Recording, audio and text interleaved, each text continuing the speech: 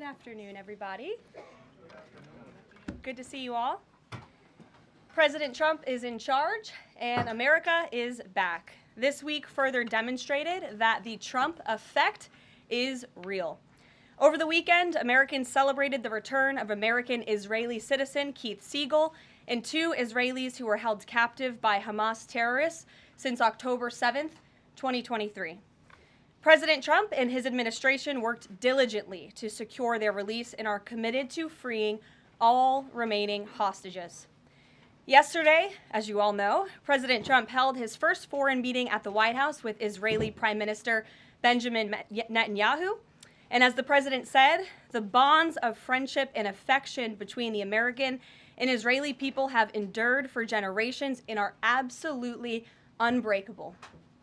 The president is committed to eliminating Hamas and securing a lasting peace for the entire region.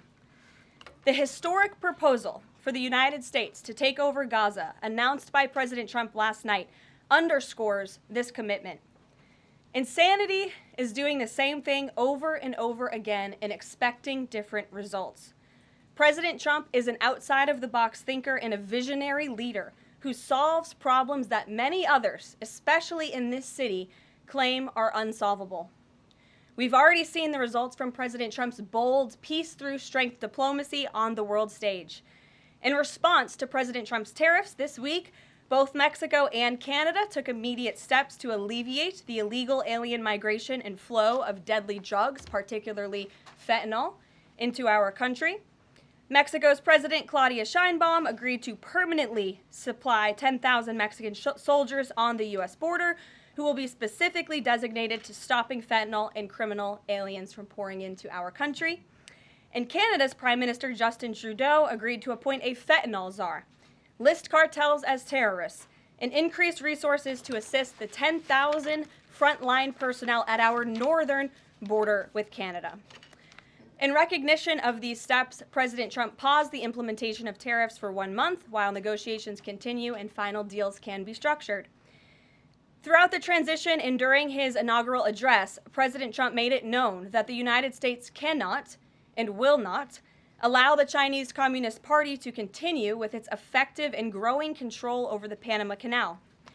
Following Secretary Rubio's successful first trip and visit there over the weekend, Panama's president said he will allow its participation in the Chinese Communist Party's, it will no longer allow the participation in the Belt and Road Initiative. That participation will expire. This is significant because Panama was the first Latin American nation to join Belt and Road and now becomes the first to back away from it because of President Trump. And to assist with the ongoing mass deportation effort, El Salvador's president has agreed to the most unprecedented migratory agreement anywhere in the world. Because President Trump is back in charge, El Salvador has offered for illegal aliens of any nationality facing deportation in the U.S. to be booked in his country's prison system. And finally, President Trump's envoy for special missions, Rick Grenell, traveled to Venezuela and not only secured the release of 6 American hostages, but Venezuela also agreed to accept the return of illegal alien Tren de Aragua gang members.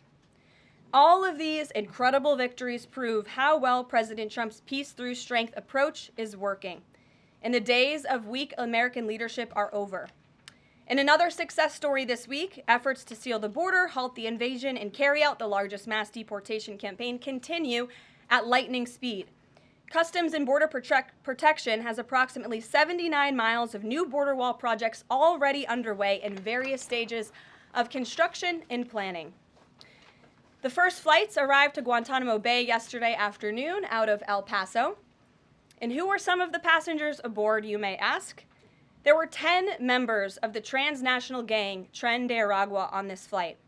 And overall, our heroic ICE agents continue to prioritize the removal of violent, criminal, illegal aliens in communities across the country.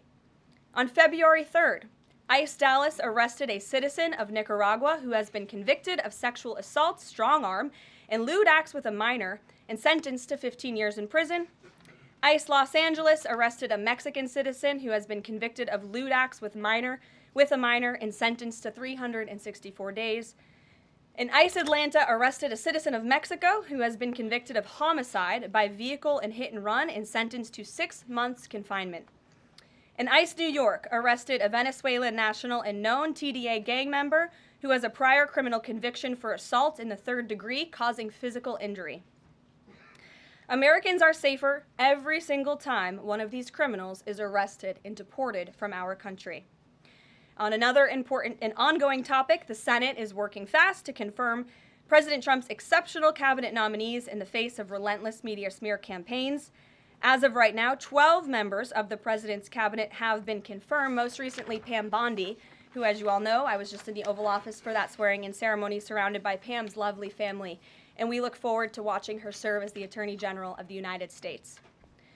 According to CNN, President Trump is getting more cabinet picks confirmed so far than the average president in the modern era. Another success story. And we believe it's critical that Republicans in the Senate majority stay tough and keep their foot on the gas to confirm all of the remaining nominees as quickly as possible so we can continue President Trump's important work here at the White House and across our entire federal government. And lastly, throughout his historic campaign, President Trump pledged to restore common sense to our country. And he is continuing to deliver on that with an executive order that he will sign later today.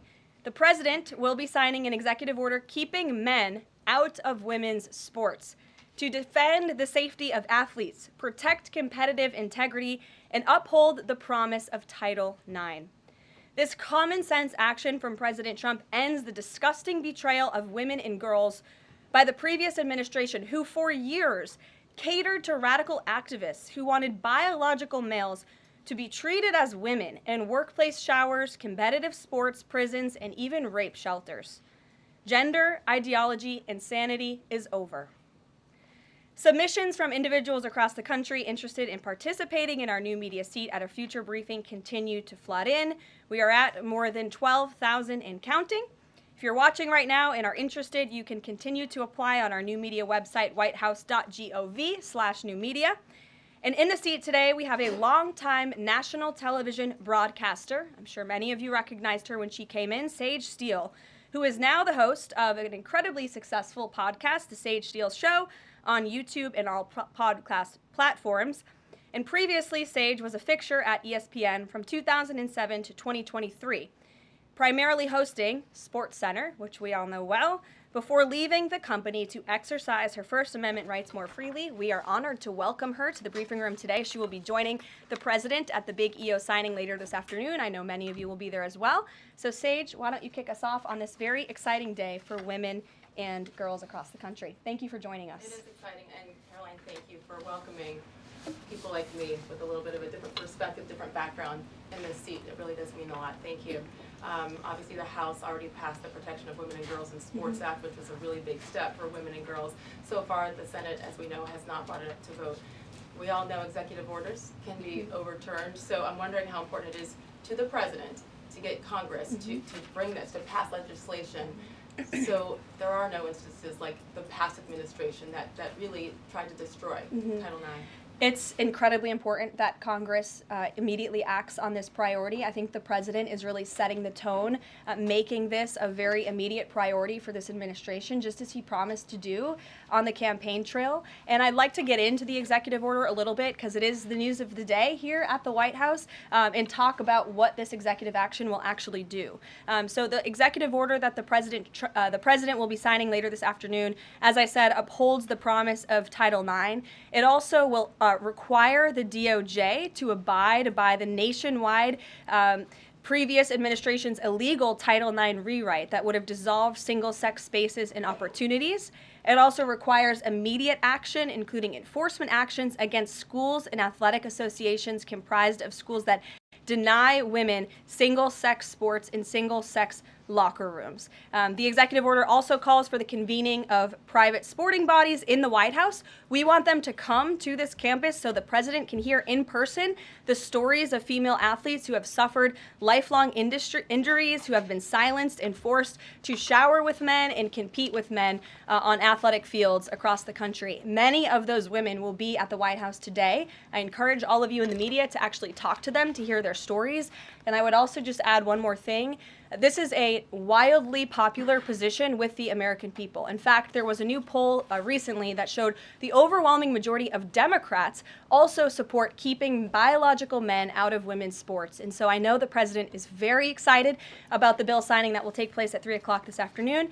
You will hear from him more on that later, and we look forward to seeing you there, Sage. So thank you very, very much. Garrett, great to see you here today. Thank you.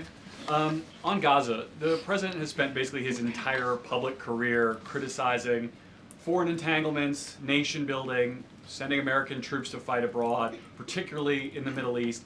This plan seems like it could ultimately involve all of those things. Can you explain this reversal and how building and owning Gaza squares with America First foreign policy? I would reject the premise of your question that this forces the United States to be entangled in conflicts abroad. The president has not committed to putting boots on the ground in Gaza. He has also said that the United States is not going to pay for the rebuilding of Gaza. His administration is going to work with our partners in the region to reconstruct this region. And let me just take a step back here, because this is an out-of-the-box idea. That's who President Trump is. That's why the American people elected him. And his goal is lasting peace in the Middle East for all people in the region. And as I said in my opening remarks, we've had the same people pushing the same solutions to this problem for decades. And it's been made very clear to the president that the United States needs to be involved in this rebuilding effort to ensure stability in the region for all people. But that does not mean boots on the ground in Gaza. It does not mean American taxpayers will be funding this effort. It means Donald Trump, who is the best deal maker on the planet, is going to strike a deal with our partners in the region. Because he did not rule out American troops in Gaza last night. Are you doing that now? I am saying that the president has not committed to that just yet. He has not made that commitment, and you know that. And on the foreign partners, the Jordanians, the Egyptians, the Saudis have already panned this plan.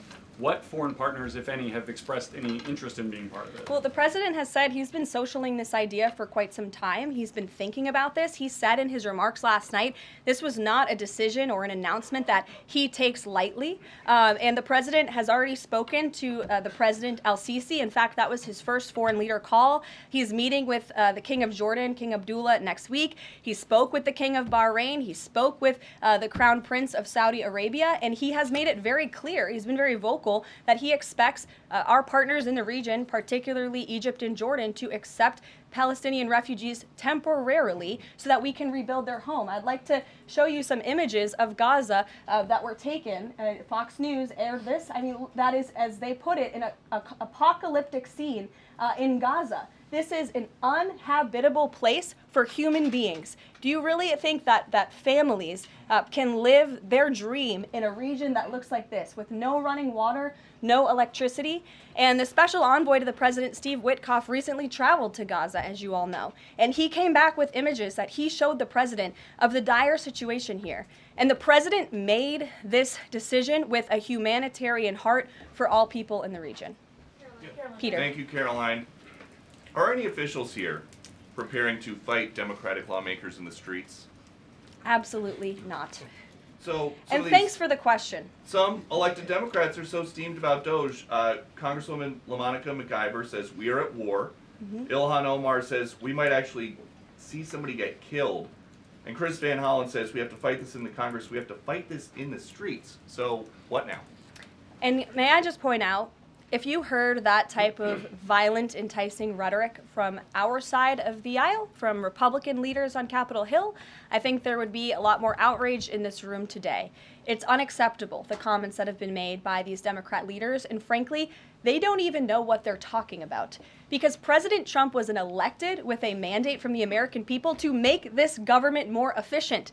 He campaigned across this country with Elon Musk, vowing that Elon was going to head up the Department of Government Efficiency, and the two of them, with a great team around them, were going to look at the receipts of this federal government and ensure it's accountable to American taxpayers. That's all that is happening here, and for Democrat officials to incite violence and encourage Americans to take to the streets is incredibly alarming, and they should be held accountable for that rhetoric. It sounds like something that they're most concerned about is Doge engineers with access to Treasury systems. Can you clarify, do the Doge engineers have read-only access Yes. in these systems, so they are not allowed to write new code? No. They are not, okay. No. And then one more thing. NBC is reporting that some of the illegal immigrants that we've seen rounded up and arrested are not being deported. They're being released with ankle or wrist monitoring devices, or they have to check in on the phone. So is the administration arresting more people than you have room for? I have seen the reports, and I'm glad you brought it up because we want to address it. There have been a total of 461 illegal aliens, this is of this morning when I got this information from DHS, that have been released from custody of the more than 8,000 that have been arrested since President Trump was inaugurated. It's less than 6%.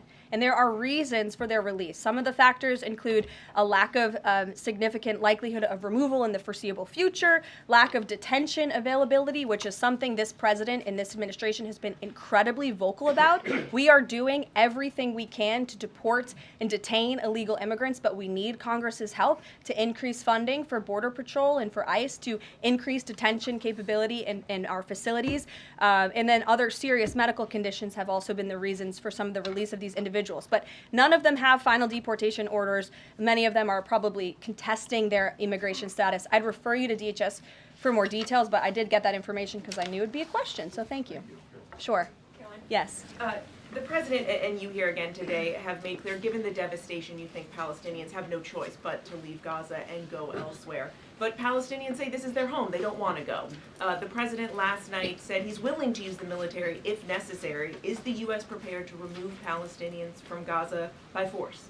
The president is prepared to rebuild Gaza for Palestinians and all people in the region, peace-loving people who want real economic development and opportunity in the region. This is a region that has been controlled by Iranian-backed terrorists, Hamas, who have brutalized not just Israelis but Palestinians too. It is because of Hamas that you see those images on that screen, that Gaza has become a demolition site because Hamas launched that brutal attack on Israel on October the 7th. And so again, I would stress, President Trump wants to ensure that this can be a place where all people can live in peace. He is a peacemaker in chief. He made that very clear in his first term.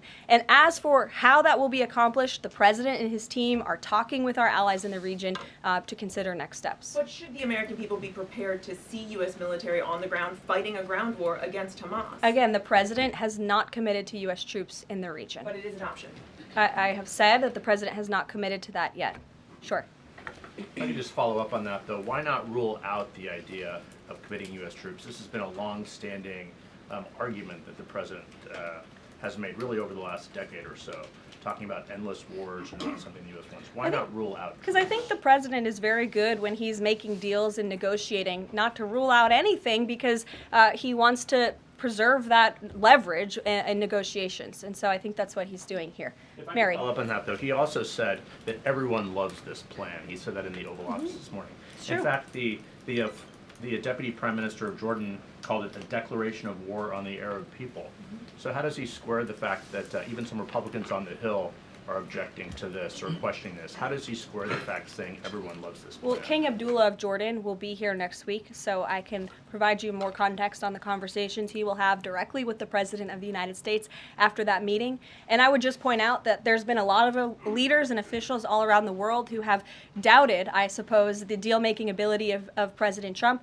You heard the Panama leader saying that he would not agree to some of the concessions that he has now made because of Secretary Rubio's visit. You had the Colombian president saying he wouldn't accept flights of Colombian illegal nationals who have entered into our country illegally, and those flights are underway. So actions speak louder than words. Dasha. Caroline, you said the president has been working on this idea for a while behind the scenes now. Is there a written plan based on the president's proposal for Gaza? And if so, when was it drafted and who had a hand in that? The plan was written in the president's remarks last night as he revealed it to the world and to the American people, and his team are continuing to be engaged on this effort. I saw the National Security Advisor this morning. He has a very busy day of calls, and they will, again, continue to engage with our partners. That includes Steve Witkoff as well. Mary. Two questions for you on the news of the day. So how is today's executive order going to impact the 2028 Summer Olympics in Los Angeles? For example, would a man who thinks that he's a transgender woman be allowed to compete as a female on U.S. soil? It's a very good question, and the president has actually mentioned this, that he does expect the Olympic Committee and the NCAA to no longer allow men to compete in women's sports. And I think the president, with the signing of his pen, starts a very public pressure campaign on these organizations to do the right thing for women and for girls across the country. Again, this is an incredibly popular position. There have been many notable female athletes who have had the courage to speak out against some very powerful institutions in this country. They deserve to have a voice and a say. The president is bringing their voice to the highest level at the White House this afternoon, and he expects these organizations to comply with this federal executive order that he'll be signing today. Thank you. And one more on media coverage of this executive order and the topic in general.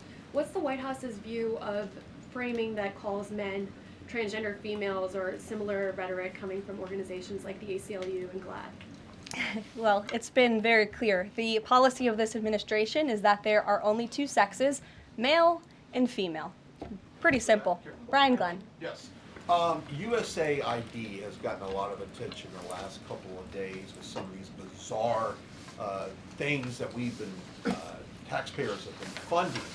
Now it looks like there are a couple media outlets that have been dragged into this conversation as far as USAID funding as well. Does the president have any comment on that?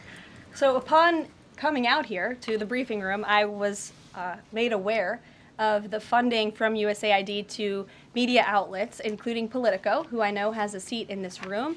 And I can confirm that the more than $8 million taxpayer dollars that have gone to essentially subsidizing subscriptions to Politico on the American taxpayers' dime will no longer be happening. The DOJ team is working on canceling those payments now.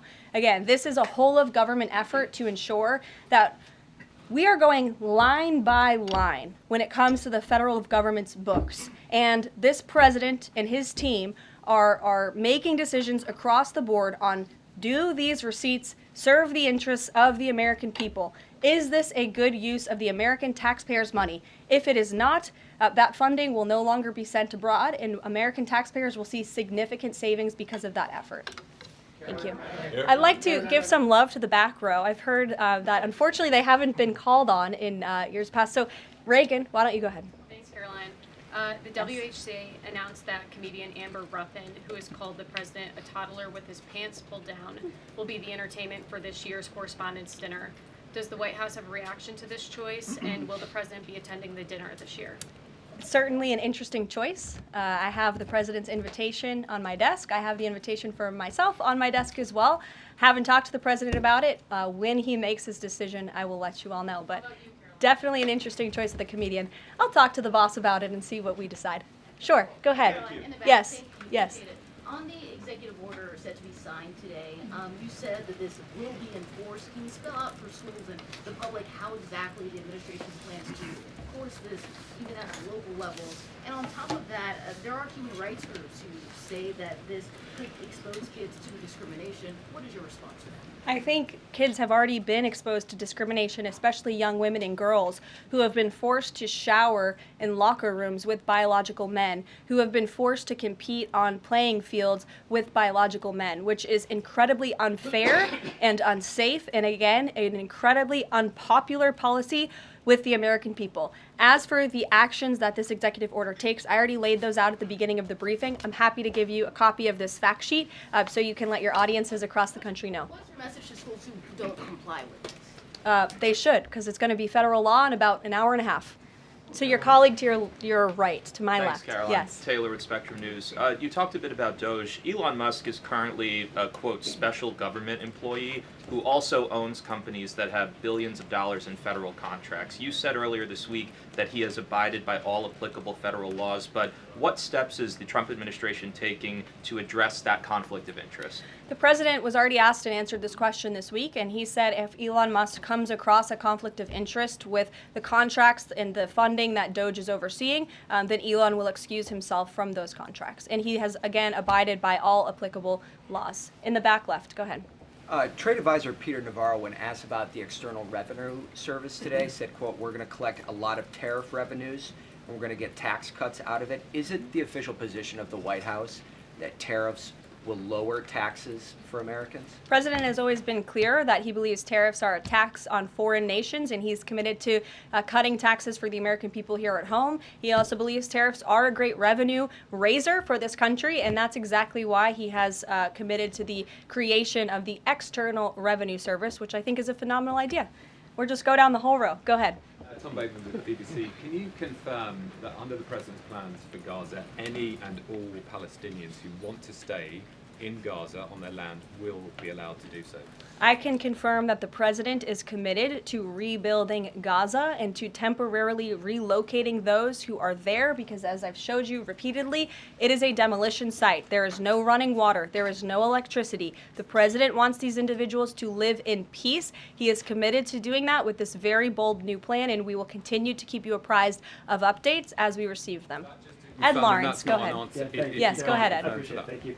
So now that the President Trump's policies are starting to take shape, how long will it take to cycle through and get some of the actual prices that Americans are paying to come down? Prices at the store and at the grocery pump? All of the above. Across the board, sure. Well, the president is doing everything he can, obviously, to reduce the cost of living crisis in this country as quickly as possible. That's why he signed a litany of executive orders across the board in the first couple of weeks here. He declared a national energy emergency. He committed to cutting 10 regulations for every new one on the book. As you know, working for a Fox Business-related outlet, deregulation and energy independence are huge drivers of reducing inflation in this country. And I think Americans can be assured by the results President Trump had in his first term, when again inflation was 1.4% when he left office. But is it months or is it a year? And will Americans have the patience to wait for it? I don't have a timeline, but the president is doing everything that he possibly can to reduce cost of living for Americans at home. Phil Wegman. Thank you. Is it worth risking the life of a single U.S. Marine to turn the Gaza Strip into the Riviera of the Middle East? Phil, I'm not sure why you're asking me that question because I've already said the president has not committed to sending Marines or any boots on the ground in Gaza. We'll bring it to the front row. Ed O'Keefe. Good to see you again here in the front row, Caroline. Two things. On today's announcement, Title IX, if he scales back the Education Department or moves to shut it down entirely, what entity will enforce Title IX? As of now, this will be enforced through education, through Title IX. If the abolishment of the Department of Education continues, which, as the president said yesterday, it's something his team is looking at and considering. It's something he talked a lot about on the campaign trail. Then, of course, we will look at additional maneuvers to ensure that these very important policies can be implemented. Okay, so the education abolishment thing's still on the table. The president talked about it yesterday in the Oval Office, and he has good reason to talk about it. I mean, look, our education system is failing students in this country. The Nation's Report Card, I brought it up in my remarks last week, it shows that fourth graders are not reading at the level they should. I believe it was 40% of them are proficient in reading. As the mother of a child, I want an education system that helps my child read and write, teaches him math, nothing else in the classroom. And the president is wholeheartedly committed to we can make academia great again in this country. One other quick Deanna, one, go ahead. Thanks, Caroline. Does the president, is he looking at offering anything to these Arab countries that take in Palestinians? Is he willing to give them anything in return? And secondly, when the president announced his taking over Gaza policy yesterday, was Netanyahu aware of this, and what was his reaction when Trump presented that idea to him? I won't get ahead of the president's discussions or negotiations on your first question about what would be offered. I think the president's made it clear that he expects these nations in the region to step up and to accept Palestinian refugees who will be temporarily relocated for the rebuilding of Gaza. As for whether Prime Minister Netanyahu was aware before the president's remarks, he was indeed. I wasn't present for that reaction. But again, this is something the president has been socializing and thinking about for quite some time. Nick, good to see you. Oh, Jordan. Jordan, sorry. Thank you, Caroline. So Secretary Hegseth announced yesterday that Army recruiting levels have reached 12-year highs in December, 15-year highs in January. What is making young people want to serve the military under the Trump administration, and how does that contrast to Biden's failure consistently to meet recruiting average? Yeah. Does DEI President Trump's anti-DEI agenda play a role in this? Well, first of all, the recruitment level for all branches of our military are at crisis levels, and it serves as a national security risk that our military branches are not fully staffed to where they need to be. And I do believe it's a culture problem within these institutions that the president is very much committed to fixing, as emphasized by the executive orders he has signed to root DEI out of the military. And I think when young men and women who are honorably signing up to serve in our nation's military see somebody like Pete Hegseth, the new Secretary of Defense, who is a proven warfighter, who risked his life in battle for this country, who understands what it means to deploy and to defend the Constitution and your nation abroad and to put your life on the line. When they see a leader like that and a leader like President Trump, who is committed to peace through strength, that's very inspiring. And we look forward to seeing those recruitment numbers and retention numbers skyrocketing over the next 4 years. And I know Pete Hegseth is committed to increasing recruitment at all branches of the military. I would defer you to the Department of Defense on exactly what he plans to implement. Jeff. Thanks very much. 2 questions. One, the president yesterday used the word permanent for permanently resettle Palestinians. I hear you saying temporarily today. Is that a shift or a specific change that you want to highlight? And my second question is, yesterday he spoke about the U.S. owning Gaza. Who owns Gaza now, and how would the U.S. acquire ownership? Well, Gaza is currently run by Iranian-backed terrorists in the Middle East, Hamas, who we all agree, I think everybody in the region agrees, that can no longer stand. Just look at the events of October 7th and the events since. And the president, again, is committed to rebuilding the region for all people who want to return to it once it is no longer a demolition site, and it's a place where people can actually live and thrive in harmony, as he said last night, his words, not mine. Daniel. Permanent versus temporarily resettle? The president has made it clear that they need to be temporarily relocated out of Gaza for the rebuilding of this effort. Again, it's a demolition site right now. It's not a livable place for any human being. And I think it's actually quite evil to suggest that people should live in such dire conditions. Daniel. Karoline, thank you so much. The daily guidance says that the president will be meeting with a pair of governors today, Governor Abbott of Texas and Governor Newsom of California. It comes after the president took executive action to turn the water back on in California. Billions of gallons are flowing now. What can you tell us about the 2 meetings and the importance of President Trump's actions to help people in California? Sure. Those meetings will be taking place shortly, so I will get out of here to get to those meetings. We can always provide you a readout, as we always do. We try to be very transparent about what the president is doing in the Oval Office. Perhaps he'll even call you in to join him. We never know around here, as you all know.